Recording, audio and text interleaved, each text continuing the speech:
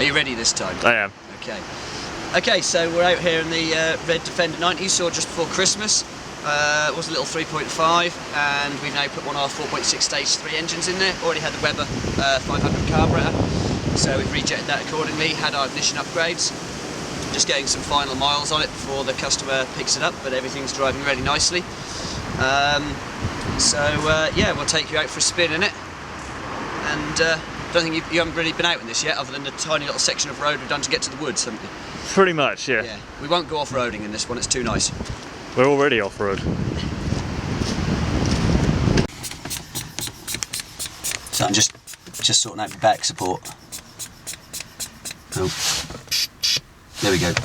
Okay.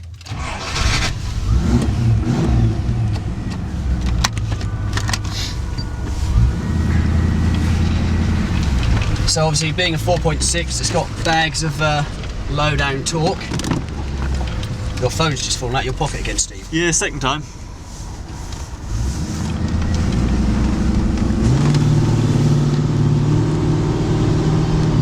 I see why you needed that back support. Yeah.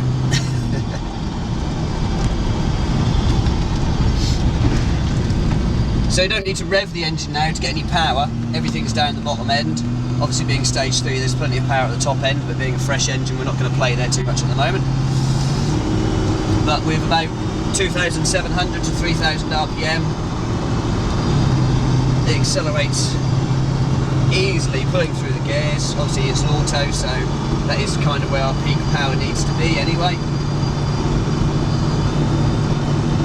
You know the most important thing?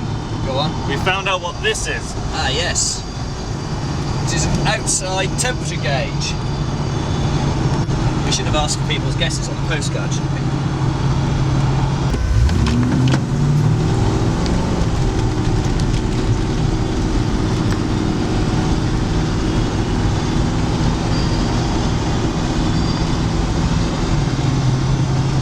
So driving this now is really effortless in terms of trying to get to cruise speeds and then maintaining cruise speeds.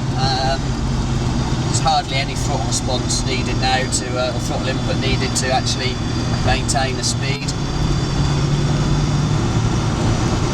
It's actually one of the nicest handling Defenders I've driven in a long, long time.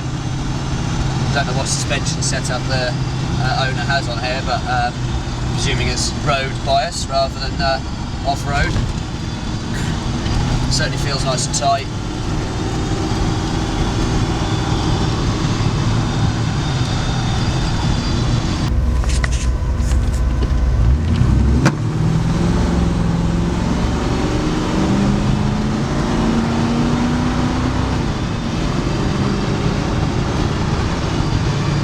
That's 60, and we didn't exceed 4,000 RPM.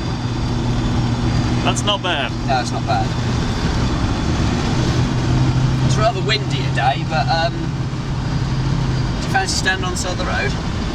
I don't, but I think you're going to make me anyway. I'll lend you my jacket. I'm keeping my hat.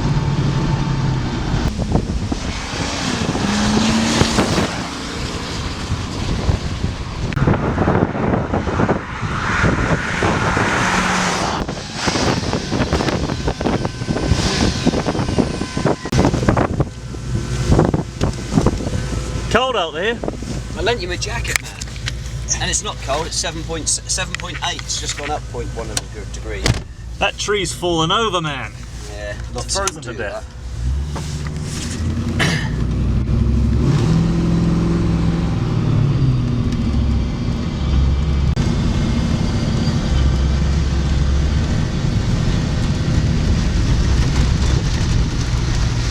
I thought we weren't going off-road. No, we're not. Welcome to Norfolk. Oh, although actually, seems to be half the hedge washed onto the road. So the really nice thing with a 4.6 and a Defender, or in any Land Rover really, is because of the torque they have.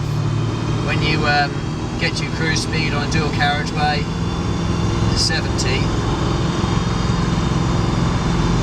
hardly any throttle input to maintain the speed. If I drop back down to 60 again, can just tickle the throttle pedal very slightly and we're already accelerating. Don't have to plant the foot or even go halfway down on the throttle pedal. I've only got to push it an eighth to a quarter just to bring on that extra little bit of torque to actually move the vehicle up to 70 again. Okay, well here we are back at base camp, RPI Engineering in Horsford, and really pleased with how this Land Rover's turned out. Engine's performing incredibly well, nice and smooth, throttle response everywhere as we'd expect. So we'll sign this job off and get it back to the customer, I reckon. I think he'll be pleased with it as well. He certainly was with his last Defender we did some work on for him, so yeah, that'll be that. Before you do that though, Okay. can I take it home? You've got a 1.8 turbo Golf, haven't you? Yes. Yeah, you won't handle the torque of this, mate.